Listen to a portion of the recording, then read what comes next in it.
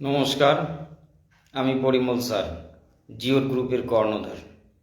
আজকে আমি আসন্ন মাধ্যমিক পরীক্ষায় ভূগোলের সাজেশন নিয়ে আলোচনা করছি। আপনারা জানেন আসন্ন মাধ্যমিক পরীক্ষা প্রায় সামনে। এই মাধ্যমিক পরীক্ষায় এর আগের ক্লাসে আমি 2 মার্কসের সাজেশনগুলো নিয়ে আলোচনা করেছিলাম। আজকে 3 মার্কসের সাজেশনগুলো নিয়ে আলোচনা করব। যে সমস্ত ছাত্রছাত্রীরা মাধ্যমিক পরীক্ষায় বসবে তাদের উদ্দেশ্যে আমি বলবো 3 মার্কসের কোশ্চেন নাম্বার 4-এ 4টি কোশ্চেন লিখতে হবে। প্রতিটি প্রশ্নের মান হচ্ছে 3 × 4 = 12 অর্থাৎ 12 নম্বরের জন্য কোশ্চেন থাকবে 8টি, লিখতে হবে 4টি। এই 4টি প্রশ্ন কিভাবে লিখলে ফুল মার্কস পাওয়া যায় সে বিষয়ে 2-4টি কথা বলছি। প্রথমে দেখবেন যে সমস্ত প্রশ্নগুলো খুব সহজেই লেখা যায় এবং কনসেপ্ট ক্লিয়ার আছে সেই সমস্ত কোশ্চেনগুলোকে চুজ করবে। নাম্বার 2, বৈশিষ্ট্যধর্মী এবং পার্থক্যধর্মী এই প্রশ্নগুলিকে চুজ করবেন, কারণ পার্থক্যধর্মী এবং বৈশিষ্ট্যধর্মী প্রশ্নের উত্তর লেখার ক্ষেত্রে খুব সহজেই লেখা যায় এবং ফুল মার্কস পাওয়া যায়। তাই আমি বলবো পার্থক্যধর্মী এবং বৈশিষ্ট্যধর্মী প্রশ্নগুলোকে চুজ করবেন এবং সেই প্রশ্নের উত্তরগুলো সুন্দর করে মাধ্যমিক পরীক্ষায় ব্যাখ্যা করে আসবে, তাহলে ফুল মার্কস পেয়ে যাবে। কোশ্চেন নাম্বার 4 বিভাগ ঘয়ে যে 4টি প্রশ্নের উত্তর পরীক্ষায় আসার সম্ভাবনা খুব প্রবল, সেই প্রশ্নগুলি আমি একটু আলোকপাত করছি। আমার মনে হচ্ছে কোশ্চেন নাম্বার 4.1 এই প্রশ্নটি খুবই ইম্পর্টেন্ট বলে আমার মনে হচ্ছে। এই প্রশ্নটি হলো বদ্বীপ গঠনের অনুকূল ভৌগোলিক পরিবেশগুলি আলোচনা করো। কোশ্চেন নাম্বার 2, মরুভূমি অঞ্চলে বায়ুর কাজ সর্বাধিক প্রাধান্য পায় কেন? কোশ্চেন নাম্বার 3, নদীর ক্ষয় অথবা বহন কাজের 3টি প্রক্রিয়ার বিবরণ দাও। কোশ্চেন নাম্বার 4, বারখান থেকে কিভাবে শিব বালিয়াড়ির সৃষ্টি হয়? কোশ্চেন নাম্বার 5, মরুকরণ প্রতিরোধের 3টি উপায় উল্লেখ করো। এই 5টি কোশ্চেন খুবই ইম্পর্টেন্ট। নেক্সট যে অথবা কোশ্চেনটি থাকবে সেই কোশ্চেনের জন্য 5টি কোশ্চেন আমি বলছি, সেই 5টি কোশ্চেন খুবই ইম্পর্টেন্ট। কোশ্চেন নাম্বার 1, সমুদ্র স্রোত ও সমুদ্র তরঙ্গের পার্থক্য লেখো। নেক্সট কোশ্চেন নাম্বার 2, পেরিজি ও অ্যাপোজি জোয়ারের পার্থক্য লেখো। নেক্সট কোশ্চেন নাম্বার 3, সমুদ্র বায়ু ও স্থলবায়ুর পার্থক্য লেখো। নেক্সট কোশ্চেন নাম্বার 4, ওজোন স্তরের গুরুত্ব লেখো। নেক্সট কোশ্চেন নাম্বার 5, জেট বায়ুর সঙ্গে মৌসুমী বায়ুর সম্পর্ক লেখো। এই 5টি কোশ্চেন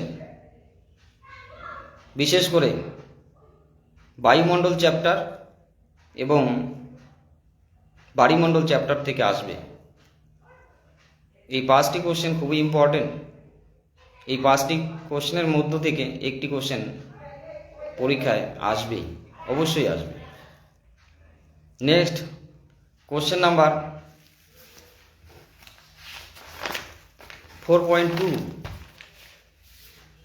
এই 4.2 কোশ্চেনটি মাধ্যমিক পরীক্ষায় আসবে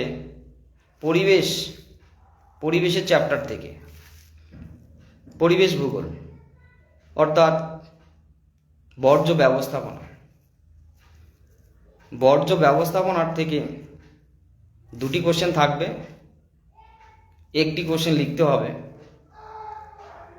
সেই 2টি কোশ্চেনের মধ্যে যে কোশ্চেনগুলো আমার মনে হচ্ছে খুবই ইম্পর্টেন্ট, সেই কোশ্চেনগুলো আমি বলছি। সেই কোশ্চেনগুলো তোমরা লিখে নিতেও পারো, নাহলে রিপিট করে শুনে মনে রাখতেও পারবে।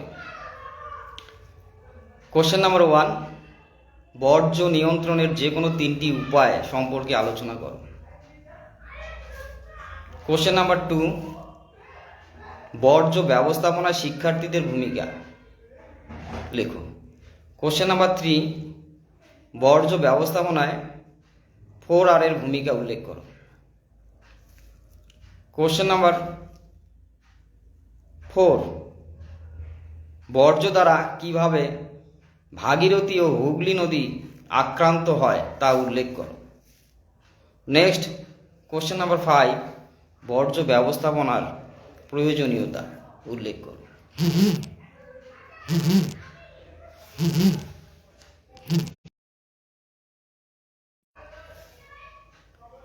বর্জ্য ব্যবস্থাপনার থেকে 2টি কোশ্চেন থাকবে, একটি কোশ্চেন লিখতে হবে। নেক্সট যে 4টি কোশ্চেন বর্জ্য ব্যবস্থাপনার থেকে আসতে পারে, সেই 4টি কোশ্চেন হলো: কোশ্চেন নাম্বার 1, উদাহরণসহ বর্জ্য পদার্থের শ্রেণীবিভাগ করো। কোশ্চেন নাম্বার 2, প্রকৃতি অনুসারে বর্জ্য পদার্থের শ্রেণীবিভাগ করো। কোশ্চেন নাম্বার 3, সংক্রামক ও অসংক্রামক বর্জ্য পদার্থের পার্থক্য লেখো। কোশ্চেন নাম্বার 4, গ্যাসীয় বর্জ্য নিয়ন্ত্রণের উপায়গুলি উল্লেখ করো। এই হচ্ছে কোশ্চেন নাম্বার 1, কোশ্চেন নাম্বার 2, অর্থাৎ 4.1 এবং 4.2 কোশ্চেনের সম্ভাব্য প্রশ্ন। নেক্সট আরও 2টি কোশ্চেন লিখতে হবে। কোশ্চেন নাম্বার 4.3, এই কোশ্চেনটি থাকবে ভারতের প্রাকৃতিক ভূগোল এবং ভারতের অর্থনৈতিক ভূগোল থেকে। 4.3 এর ক্ষেত্রে 2টি কোশ্চেন থাকবে, একটি প্রশ্নের উত্তর লিখতে হবে। 4.3 এর ক্ষেত্রে ভারতের প্রাকৃতিক থেকে যে কোশ্চেনগুলো আসার সম্ভাবনা প্রবল, সম্ভাব্য কোশ্চেনগুলো আমি বলছি। কোশ্চেন নাম্বার 1, ভারতের মৃত্তিকা ক্ষয়ের কারণগুলি উল্লেখ করো। কোশ্চেন নাম্বার 2, বৃষ্টির জল সংরক্ষণের পদ্ধতিগুলি লেখো। কোশ্চেন নাম্বার 3, রাজস্থানে থর মরুভূমির সৃষ্টির কারণ উল্লেখ করো। কোশ্চেন নাম্বার 4, পূর্বঘাট ও পশ্চিমঘাট পর্বতমালার পার্থক্য লেখো। কোশ্চেন নাম্বার 5, করমণ্ডল উপকূলে বছরে 2বার বর্ষাকাল হয় কেন? এই হচ্ছে কোশ্চেন নাম্বার 4.3 সম্ভাব্য কোশ্চেন, যে কোশ্চেনটি ভারতের প্রাকৃতিক ভূগোল থেকে আসবে। এরপর কোশ্চেন নাম্বার 3 যে অথবা কোশ্চেনটি থাকবে, সেই কোশ্চেনটি সাধারণত ভারতের অর্থনৈতিক ভূগোল থেকে আসবে। এই অর্থনৈতিক ভূগোলের যে কোশ্চেনগুলো খুবই ইম্পর্টেন্ট, সেই কোশ্চেনগুলো হলো: কোশ্চেন নাম্বার 1, ভারতীয় কৃষির 3টি প্রধান বৈশিষ্ট্য উল্লেখ করো। কোশ্চেন নাম্বার 2, পাঞ্জাব ও হরিয়ানা কৃষিতে উন্নত কেন? কোশ্চেন নাম্বার 3, জলপথকে উন্নয়নের জীবনরেখা বলা হয় কেন? কোশ্চেন নাম্বার 4, নগরায়নের সমস্যাগুলি লেখো। কোশ্চেন নাম্বার 5, শিল্পের অবস্থানে কাঁচামালের ভূমিকা উল্লেখ করো। ভারতের অর্থনৈতিক ভূগোল থেকে এই 5টি কোশ্চেন খুবই ইম্পর্টেন্ট। আশা করি এই 5টি কোশ্চেনের মধ্য থেকে একটি কোশ্চেন মাধ্যমিক পরীক্ষায় আসবে, এটা আমার মনে হচ্ছে। যে সমস্ত ছাত্রছাত্রীরা মাধ্যমিক পরীক্ষায় বসবে তাদের উদ্দেশ্যে আমি বলবো, তোমরা এই 5টি প্রশ্নের উত্তর এখন থেকে খুব সুন্দর করে তৈরি করো এবং 3 মার্কসের প্রত্যেকটি প্রশ্ন যখন লিখবে, প্রত্যেকটি প্রশ্নের উত্তরে চিত্র অবশ্যই দেবে। যে সমস্ত প্রশ্নের চিত্র দেয়া যায় এবং ব্যাখ্যা সুন্দর করে করা যায়, সেই সমস্ত প্রশ্নের উত্তরগুলো পরীক্ষায় লিখবে। নেক্সট, লাস্ট কোশ্চেন 3 মার্কসের, কোশ্চেন নাম্বার 4.4। এই কোশ্চেনটি আসবে উপগ্রহ চিত্র ও ভূবৈচিত্র্য সূচক মানচিত্র থেকে। উপগ্রহ চিত্র ও ভূবৈচিত্র্য সূচক মানচিত্র থেকে 2টি কোশ্চেন পরীক্ষায় আসবে, লিখতে হবে একটি।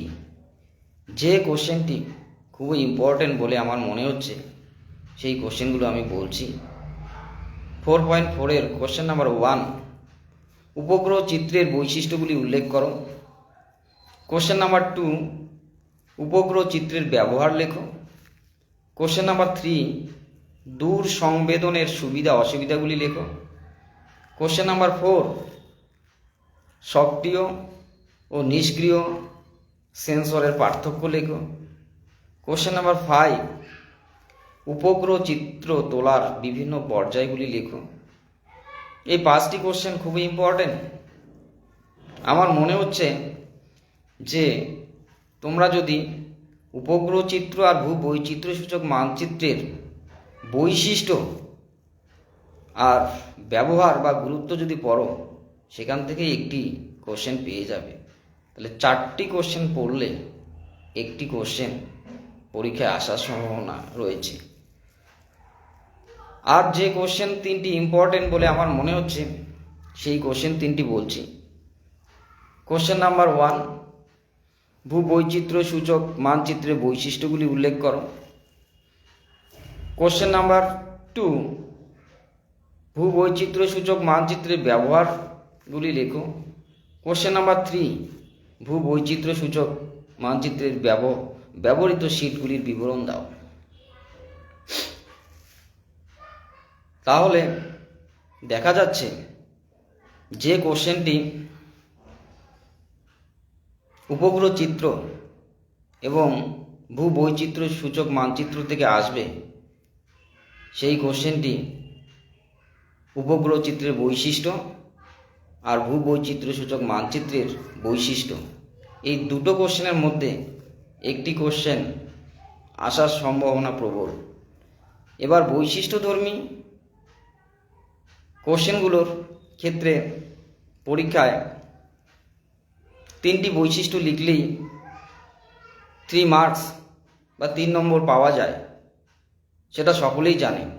কিন্তু আমি বলবো 3টি বৈশিষ্ট্য না লিখে আরও 2টি বৈশিষ্ট্য, বিশেষ করে 2টো এক্সট্রা বৈশিষ্ট্য যদি উল্লেখ করা যায়, তাহলে কিন্তু আরও ভালো হবে।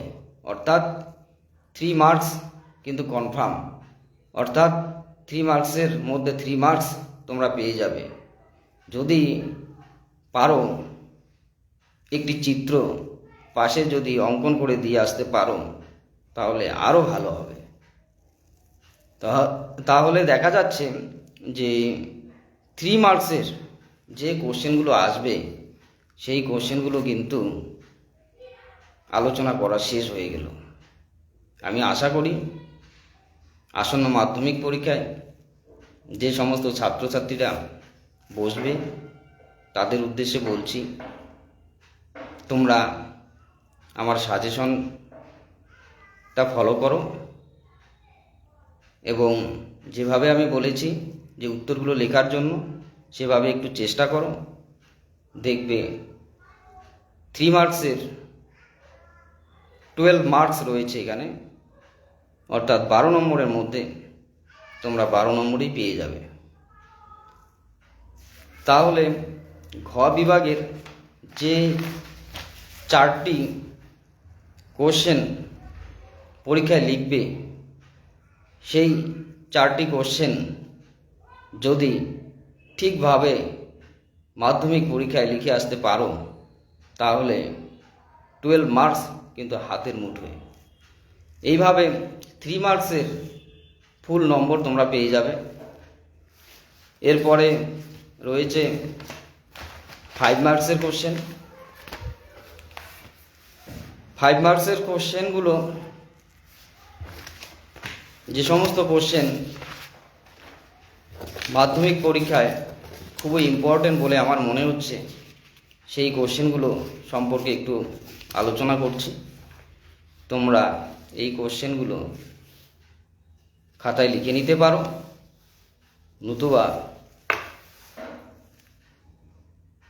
ফেসবুকের যে লাইভ প্রোগ্রামটি রেকর্ড থাকবে সেটা বারবার দেখে সেখান থেকেও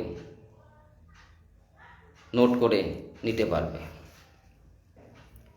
5 মার্কসের যে কোশ্চেনগুলো ইম্পর্টেন্ট বলে আমার মনে হচ্ছে সেই কোশ্চেনগুলো একটু আলোচনা করছি।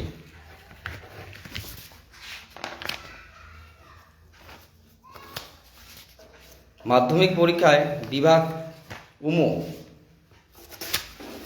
উম বিভাগে 5 মার্কসের কোশ্চেন থাকবে 8টি, লিখতে হবে 4টি। 8টি কোশ্চেন থাকবে, লিখতে হবে 4টি। 5.1 এর যে কোশ্চেনটি এবারের মাধ্যমিক পরীক্ষায় আসার সম্ভাবনা প্রবল সেই কোশ্চেনটি আমি বলছি। 5.1 এর কোশ্চেন নাম্বার 1, হিমবাহের ক্ষয়কার্যের ফলে সৃষ্ট যে কোনো 3টি ভূমিরূপের চিত্রসহ বিবরণ দাও। এবারের মাধ্যমিক পরীক্ষায় হিমবাহের ক্ষয়কার্যের ফলে সৃষ্ট ভূমিরূপ ভেরি ভেরি ইম্পর্টেন্ট। আমার মনে হচ্ছে এই কোশ্চেনটি পরীক্ষায় এসে গেছে। আমার দৃঢ় বিশ্বাস যে এই কোশ্চেনটি মনে হয় পরীক্ষায় এসে গেছে। তোমরা খুব সুন্দর করে ভালোভাবে এই কোশ্চেনটি তৈরি করো। এই কোশ্চেনটি লেখার ক্ষেত্রে আমি বলবো 3টি ভূমিরূপ কিভাবে লিখতে হবে সে সম্পর্কে একটু বলছি। প্রথমে একটু ভূমিকা লিখবে, তারপর যে 3টি ভূমিরূপ তোমরা সুন্দর করে পরীক্ষায় ব্যাখ্যা করতে পারবে সেই 3টি ভূমিরূপ চুজ করবে। ক্ষয়কার্যের ফলে সৃষ্ট অনেক ভূমিরূপ রয়েছে, 10টা ভূমিরূপ রয়েছে। যে 3টি ভূমিরূপ সুন্দর করে চিত্র এঁকে ব্যাখ্যা করতে পারবে সেই 3টি চুজ করবে। কি কি পয়েন্ট ইউজ করবে সেই পয়েন্টগুলো বলছি। কোশ্চেন মনে করো সাপোজ এরিটি বা করি, এরিটি ধরো তোমরা লিখবে। ব্যাখ্যাটা এরকম হওয়া উচিত, সংজ্ঞা লিখবে, পয়েন্ট থাকবে সংজ্ঞা, তারপরে উৎপত্তি, তারপরে বৈশিষ্ট্য, উদাহরণ, চিত্র। এরপর সুন্দর করে চিত্রটা এঁকে দেবে। চিত্রটা চারদিকে মার্জিন টেনে দেবে, নিট অ্যান্ড ক্লিন হবে, তাহলে দেখবে যে ফুল মার্কস পেয়ে যাবে। এডিটির পরে যে ভূমিরূপটি তোমার কনসেপ্ট ক্লিয়ার আছে, ভালো করে পয়েন্ট ভিত্তিক ব্যাখ্যা করতে পারবে, সেই ভূমিরূপটি বেছে নেবে। এইভাবে পরপর 3টি ভূমিরূপ সুন্দর করে ব্যাখ্যা করে পরীক্ষায় লিখবে।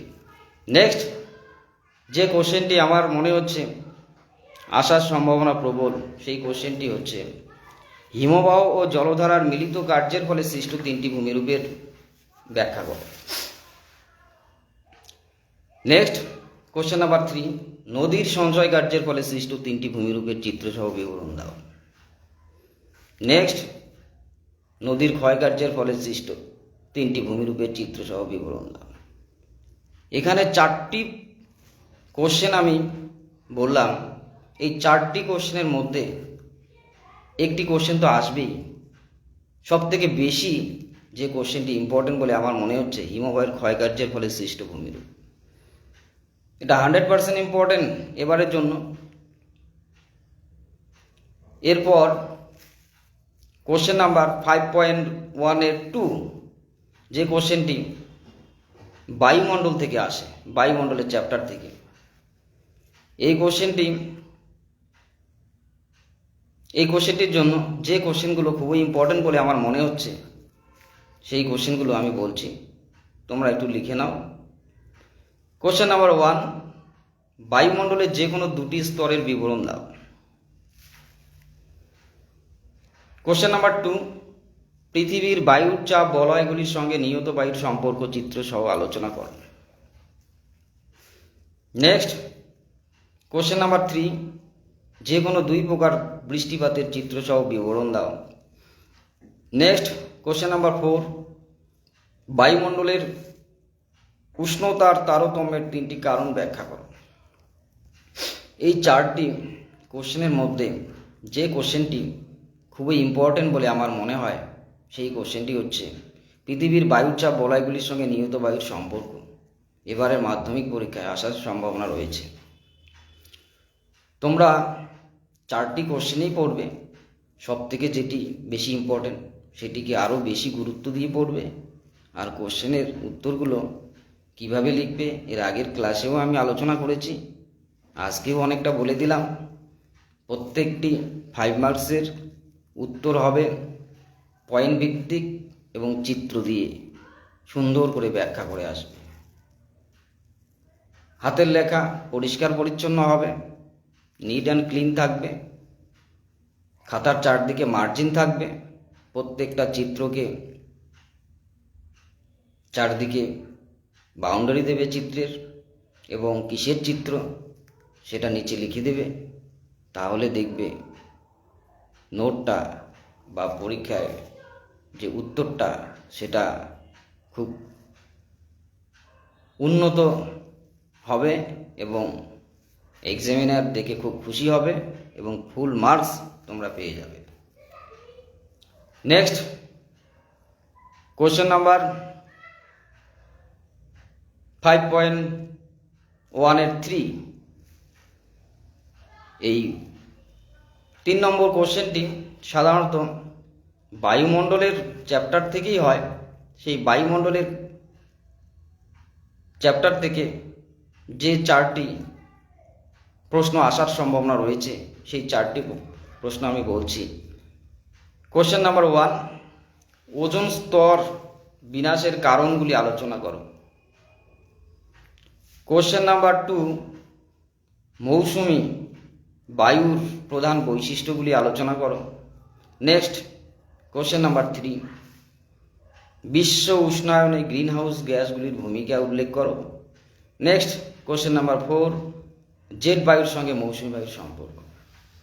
এই 4টি কোশ্চেনের মধ্যে একটি কোশ্চেন আসতে পারে।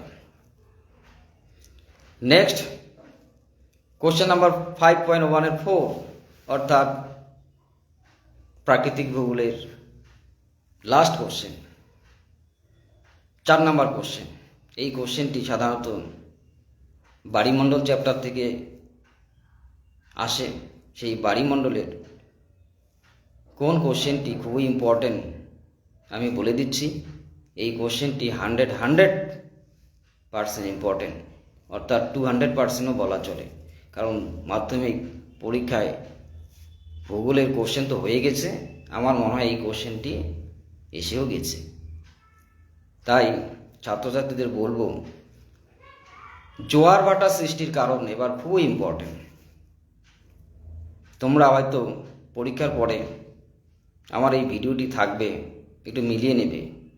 এই কোশ্চেনটি খুবই ইম্পর্টেন্ট বলে মনে হচ্ছে আমার। জোয়ার ভাটা সৃষ্টির কারণ চিত্রসহ আলোচনা করবে। আর একটি কথা এখানে বলি, জোয়ার ভাটা সৃষ্টির কারণ কোশ্চেনটি যদি তোমরা পরীক্ষায় লিখো, খুব সুন্দর করে যদি ব্যাখ্যা না করতে পারো, তাহলে কিন্তু ফুল মার্কস পাবে না।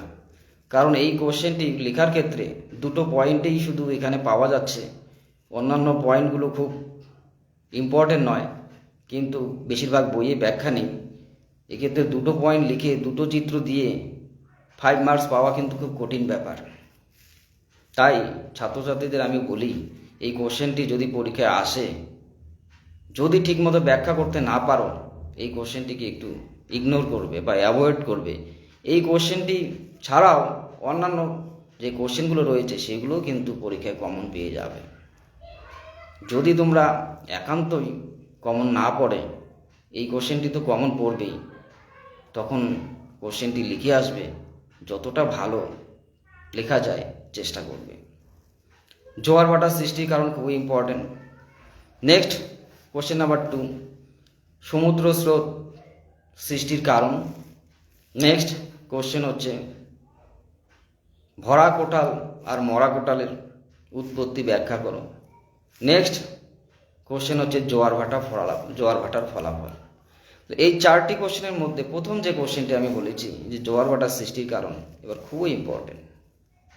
এই কোশ্চেনটি তোমরা রেডি রাখো, সুন্দর করে ব্যাখ্যা করার চেষ্টা করবে চিত্র দিয়ে। আরও অন্যান্য কিছু কারণ রয়েছে, সেই কারণগুলো সাধারণত সব বইয়ে পাওয়া যায় না। অন্যান্য যে গাইড বইগুলো রয়েছে সেই বইগুলোর হেল্প নিয়ে এই কোশ্চেনের উত্তরটি সুন্দর করে যদি ব্যাখ্যা করে আসো, তাহলে কিন্তু 5 মার্কস পাবে। এই হচ্ছে ভারতের প্রাকৃতিক ভূগোলের সাজেশন।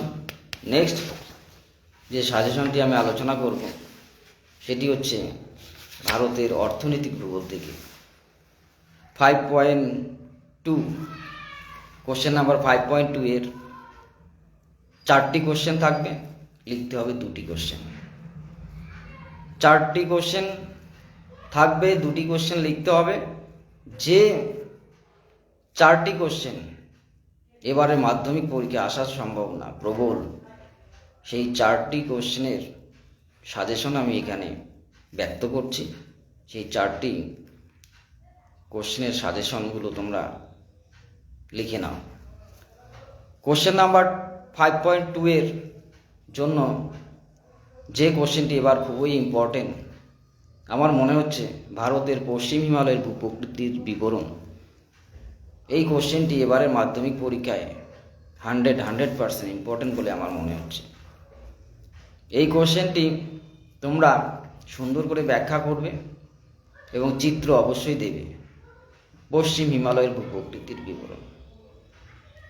নেক্সট ভারতের গাঙ্গেয় সমভূমির ভূপ্রকৃতির বিবরণ। নেক্সট পূর্ব ও পশ্চিম উপকূলীয় সমভূমির বিবরণ, পূর্ব এবং পশ্চিম উপকূলীয় সমভূমির তুলনামূলক আলোচনা, অর্থাৎ পার্থক্য। নেক্সট উত্তর ও দক্ষিণ ভারতের নদ নদীর পার্থক্য। এবার উত্তর ও দক্ষিণ ভারতের নদ নদীর পার্থক্য পরীক্ষায় আসতে পারে। আমার মনে হচ্ছে পশ্চিম হিমালয়ের ভূপ্রকৃতির যে কোশ্চেনটা রয়েছে সেই কোশ্চেনটি খুবই ইম্পর্টেন্ট। যদি উত্তর ও দক্ষিণ ভারতের নদ নদী পরীক্ষায় আসে 5 মার্কসের জন্য, এক্ষেত্রে কিন্তু চিত্র অবশ্যই দেবে। আর 5 মার্কসের জন্য এখানে কিন্তু 5টি পার্থক্য লিখলে 5 নম্বর পাবে না। যেহেতু 5 মার্কসের পার্থক্য, এখানে 8টি পার্থক্য প্লাস একটি চিত্র পরীক্ষায় যদি লিখতে পারো তাহলে কিন্তু ফুল মার্কস অর্থাৎ 5 মার্কসের মধ্যে 5 মার্কসই পেয়ে যাবে। তাই আমি বারবার বলছি 3 মার্কসের পার্থক্যে 5টি পার্থক্য আর 5 মার্কসের পার্থক্যে 8টি নতুবা 10টি পার্থক্য লিখে আসতে পারো, আর চিত্র অবশ্যই দেবে, তাহলেই ফুল মার্কস পেয়ে যাবে। এবার 5.2 এর 2 নাম্বার পরের যে কোশ্চেনটি মাধ্যমিক পরীক্ষায় আসবে বা আসার সম্ভাবনা প্রবল, সেই কোশ্চেনটি আমি আলোচনা করছি। কোশ্চেন নাম্বার 1, ভারতের যে কোনো 2 প্রকার মৃত্তিকার বিবরণ দাও। নেক্সট, ভারতের মৃত্তিকা সংরক্ষণের পদ্ধতিগুলি আলোচনা করো। নেক্সট, ভারতের জলবায়ু নিয়ন্ত্রকগুলির বিবরণ দাও। নেক্সট, ভারতের জলবায়ু ঋতু বৈচিত্র্য আলোচনা করো। এখানে ভারতের যে কোনো 2 প্রকার মৃত্তিকার বিবরণ নতুবা ভারতের জলবায়ু নিয়ন্ত্রকগুলির বিবরণ, এই 2টি কোশ্চেন খুবই ইম্পর্টেন্ট বলে আমার মনে হচ্ছে। এরপর 5.2 এর 3 নাম্বার কোশ্চেন, যে কোশ্চেনটি ভারতের যে কোনো একটি কৃষিজ ফসলের অনুকূল প্রাকৃতিক পরিবেশ পরীক্ষায় আসে, সেই কোশ্চেনটি আমার মনে হচ্ছে গম চাষের অনুকূল ভৌগোলিক পরিবেশ এবার খুবই ইম্পর্টেন্ট। নেক্সট, ভারতের চা চাষের অনুকূল প্রাকৃতিক পরিবেশগুলির বিবরণ দাও। নেক্সট, কোশ্চেন নাম্বার 3, ভারতের কফি চাষের অনুকূল প্রাকৃতিক পরিবেশগুলির বিবরণ দাও। নেক্সট, কোশ্চেন নাম্বার 4, ভারতের ধান চাষের অনুকূল প্রাকৃতিক পরিবেশগুলির বিবরণ দাও। এই 4টি কোশ্চেনের মধ্যে একটি কোশ্চেন তো আসবেই। আমার মনে হচ্ছে সবথেকে ইম্পর্টেন্ট গম চাষের অনুকূল ভৌগোলিক পরিবেশ। ছাত্রছাত্রীদের উদ্দেশ্যে আমি বলছি যে গম চাষের অনুকূল ভৌগোলিক পরিবেশ অর্থাৎ প্রাকৃতিক পরিবেশ যখন লিখবে, এখানে 5টি পয়েন্ট তো লিখবেই, তার সঙ্গে সঙ্গে অর্থনৈতিক যে পরিবেশের পয়েন্টগুলো, সেই পয়েন্টগুলো উল্লেখ করে আসবে। যদি ব্যাখ্যা না করতে পারো কোনো অসুবিধে নেই, কিন্তু পয়েন্টগুলো একটু উল্লেখ করে আসবে। আর নেক্সট, ভারতের মানচিত্র এঁকে প্রধান গম উৎপাদক অঞ্চলটি চিহ্নিত করবে। এখানে ম্যাপ বা মানচিত্র অবশ্যই দিতে হবে। ম্যাপ বা মানচিত্র যদি না দাও তাহলে কিন্তু ফুল মার্কস কখনোই পাবে না। 4 নতুবা 4.5 অর্থাৎ 4.5 নম্বর পাবে, কিন্তু 5 মার্কস কখনোই পাবে না যদি চিত্র না দাও। তাই আমি বলবো ভারতের মানচিত্র এঁকে প্রধান গম চাষের যে অঞ্চলটি সেটা চিহ্নিত করবে। Next question number, last question 5.2 এর 4, যে কোশ্চেনটি সাধারণত শিল্প নতুবা জনসংখ্যার থেকে আসে, সেই কোশ্চেনটি খুবই ইম্পর্টেন্ট বলে আমার মনে হচ্ছে। পূর্ব মধ্য ভারতের লৌহ ইস্পাত শিল্পের কেন্দ্রীভবনের কারণ নতুবা ভারতে অসম জনবন্টনের কারণগুলি আলোচনা করে। এই 2টি কোশ্চেনের মধ্যে একটি কোশ্চেন আসার সম্ভাবনা প্রবল। আমার মনে হচ্ছে যে অসম বন্টনের কারণ খুবই ইম্পর্টেন্ট। এবার 200% আমি এখানে গ্যারান্টি সহকারে বলতে পারি এই কোশ্চেনটি মনে হয় পরীক্ষায় এসে গেছে, যে ভারতের অসম জনবন্টনের কারণগুলি আলোচনা করা খুবই ইম্পর্টেন্ট। নেক্সট কোশ্চেনগুলো হচ্ছে পশ্চিম ভারতে পেট্রোরসায়ন শিল্পের কেন্দ্রীভবনের কারণগুলি আলোচনা করো। নেক্সট কোশ্চেন হচ্ছে ভারতের শহর নগর গড়ে ওঠার কারণগুলি আলোচনা করো। নেক্সট কোশ্চেন হচ্ছে ভারতের অর্থনৈতিক উন্নতিতে জলপথ আর রেলপথের গুরুত্ব আলোচনা করো। তাহলে দেখা যাচ্ছে যে কোশ্চেন নাম্বার 5.2 যে কোশ্চেনটি আসবে তার মধ্যে সবথেকে ইম্পর্টেন্ট হচ্ছে ভারতের অসম জনবন্টনের কারণ। আর একটা কথা বলি, ছাত্রছাত্রীদের যে অর্থনৈতিক ভূগোলের ক্ষেত্রে বেশি পড়ার প্রয়োজন নেই। তোমরা যদি মনে করো যে আমি শুধু গম চাষ, চা চাষ, কপি চাষ, ধান চাষ উৎপাদিত ফসলের একটি কোশ্চেন উত্তর করব আর একটি কোশ্চেন জনসংখ্যা আর শিল্প থেকে উত্তর করব, সেক্ষেত্রেও কিন্তু কমন পেয়ে যাবে। কারণ উৎপাদিত ফসলের একটি পরীক্ষায় আসবে আর শিল্প আর জনসংখ্যার থেকে একটি আসবে। তাহলে বেশি পড়ার দরকার নেই, কমন পড়েও কিন্তু ভালো রেজাল্ট করা যেতে পারে। আমি যে সাজেশনটি করেছি সেই সাজেশনটি খুবই ইম্পর্ট্যান্ট। আমার সাজেশনটা যদি তোমাদের কাজে লাগে তাহলে আমি নিজেকে ধন্য বলে মনে করব। আর আমার সাজেশনের বাইরেও কোশ্চেন পরীক্ষায় আসতে পারে। আমার সাজেশনেই যে 100% গ্যারান্টি সেটা কিন্তু কখনোই ভাববে না। কোশ্চেন কখনো কঠিনও হতে পারে, সেক্ষেত্রে অ্যাকর্ডিং টু সিলেবাস অনুযায়ী পড়তে হবে। তার মধ্য থেকে আমি সাজেশনটি তৈরি করেছি। আমার এইগুলো সম্ভাব্য প্রশ্ন যেগুলো খুবই ইম্পর্টেন্ট বলে মনে হচ্ছে, সেই প্রশ্নগুলি আমি এখানে আলোচনা করছি। সেই প্রশ্নগুলি তোমরা রেডি করো। এছাড়াও এই প্রশ্নের মধ্য থেকে আশা করি তোমরা কমন পেয়ে যাবে। ঠিক আছে, আজকের আমার আলোচনার বিষয় ছিল আসন্ন মাধ্যমিক পরীক্ষায় ভূগোলের সাজেশন।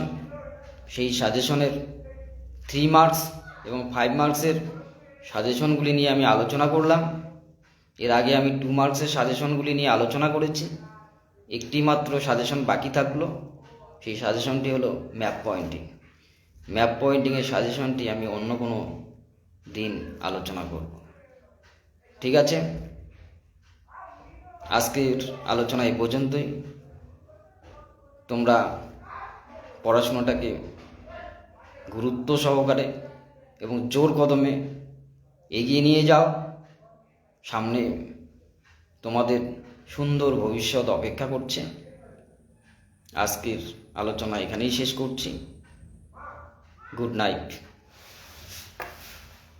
Good night everybody.